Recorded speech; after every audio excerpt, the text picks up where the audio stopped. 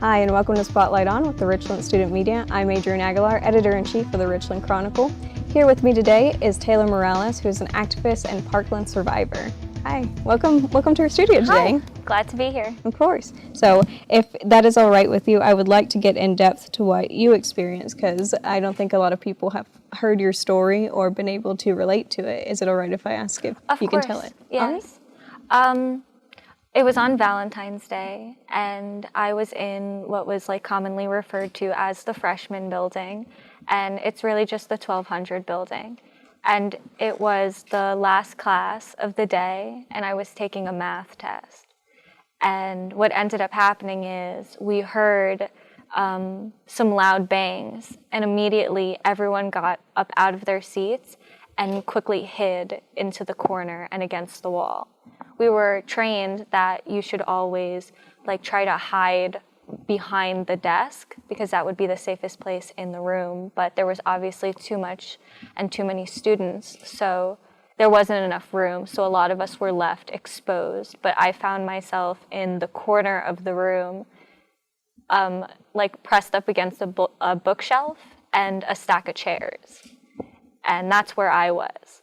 So when the shooting started, the door was open, and my friend Ashley, who was not in the class, she got shot outside, right outside the door, and she was able to run in and shut the door behind her. So at first, we were very confused because we didn't know what was happening, but a few students started to make a tourniquet for her, and they acted really fast, which I always admired because I obviously did not act like that. I was very scared, but originally, before I saw her come into the room, I thought that it was a drill. So later on, when I did see her, she called me over, and I crawled over, which was scary because I was exposed to the door, and I was afraid I was going to get shot. We were all afraid of that, and she told me to tell her family and to tell her friend that she was fine and that she's going to be okay and that she's not in pain. So for the rest of the time, we sat there quietly, and a few people had their phones, but we put our phones in these little pockets on the door because we were taking a test. So I wasn't able to have my phone, and I was too afraid to move to get up to go get it. So while everyone else was saying goodbye to their families and stuff, the majority of us could not have that pleasure of doing so. So it was very upsetting. So we sat there quietly, and it was very upsetting and gory because you could hear his footsteps walking throughout the hall, and you could hear the gunshots and screaming. The screaming was so loud. And we were just praying, well, I was personally praying, that he wouldn't come into our room next. But we had to listen to him try to jam the gun into the door, try to shoot through the door of the neighboring classrooms. And eventually he walked upstairs, and then you could hear him now on the top floor. Same thing, the screaming. Someone was screaming for help. It was very hard to hear. And eventually it got quiet, and we were afraid that he was coming because we heard footsteps and lots of noises, but it was just the SWAT team, and they were evacuating each room, and they evacuated us very close to when it started. So we weren't there long, and they opened the door, they carried Ashley out, and then they asked if anyone else was hurt. We said no. And they pretty much informed us that we needed to exit efficiently and quickly, and to put our hands up, and to walk outside the door, and as soon as we walk into the hallway, to press ourselves up against the left side, and to keep our hands up and keep moving. And then when we see the door, to run. So we quickly started shuffling out, and each of us grabbed our phone from the little pocket on the door as we left. And I followed the directions, but on the floor there was empty shells, glass, blood, and it was staining my shoes. So obviously I looked down because my foot kept slipping. But I kept my hands up and I started walking, but out of the corner of my eye, there was like bodies just laying there. Mm-hmm. And that shocked me and upset me because I didn't understand why the police officers weren't carrying them out. Like, why were they just left there? But I realized they were dead. And then I quickly got to the door and I ran. And at that point, that's when like I was crying and I was really scared because I was afraid that he was going to shoot down at us. And then I ran out of the school property and eventually met up with my dad because I called him and I was like really distressed. And that was it for that day. Mm-hmm. And of course, it's brave of y'all to continue to walk forward through that. So I can't offer much solace, but I can tell you that what you did was a good thing to do, to listen to directions, because chaos is a thing that will get people to act erratically, and that can get them killed. Yes. How did that affect you afterwards? What were the days after that like? The days after that the days actually weren't too hard. It was more like I was numb in the days because we all kept our phones on and we were waiting to hear back from one of our friends, Gina, and everyone was just asking, have you heard from Gina? And we didn't end up hearing back from her because she ended up being dead. But same with like my neighbor Joaquin. We kept waiting to hear if he survived because no one heard from him, and he as well did not survive.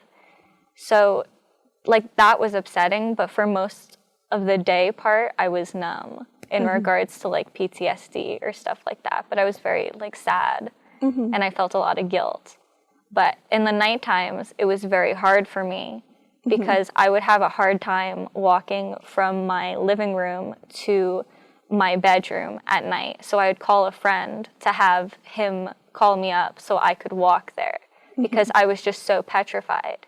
And I knew logically that nothing was going to happen. But for some reason, I was just so terrified of the shooter just showing up for some reason. Because school is a safe place, and you would hope that something as tragic as that would never happen.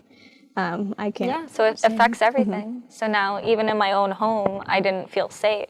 It was like every place I felt safe before, it was like it was just swept out underneath me, and now I didn't feel safe anywhere. Well, now you're out here and you're being an activist and speaking about gun violence, whether that be in reform or just getting people to talk about the situation. What moved you from taking those memories and having a difficult time with that to doing something that is influencing people in their everyday lives? I went to the rally at the courthouse where Emma Gonzalez said her famous "This is BS" speech. And as I was standing in the crowd, I was with my family, and I felt powerful because we were all standing there with our signs. She was crying about how, you know, this couldn't happen, how this shouldn't have happened. And in that moment, it kind of started forming that, yes, I'm upset. Yes, I'm like very frustrated and angry that this happened, but I can't do anything about that now. But what I can do is try to make a difference in the future. So I really honed into that. That's great.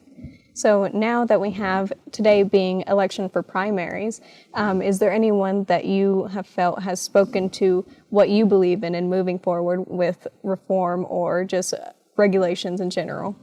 I feel like a lot of the Democratic candidates are actually being really good about this issue. Like, they're making it a priority to talk about it, especially like during the debates. I noticed how they mentioned Parkland a lot. They mentioned like Sandy Hook, Columbine. They really seem to understand what an epidemic and what an issue this is and how the cycle can't continue. So I think that a lot of them support the same ideals that I do. But me personally, I tend to be more of a supporter of Elizabeth Warren, but I would vote for any of the Democratic candidates that we have now.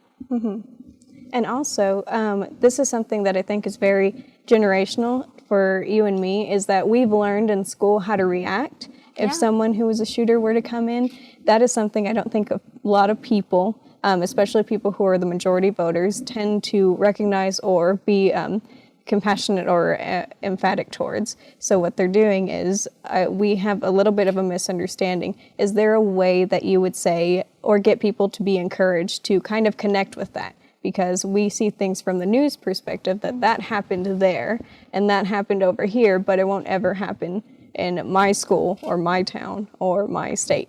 Yeah, I think people really just need to understand that it will happen anywhere.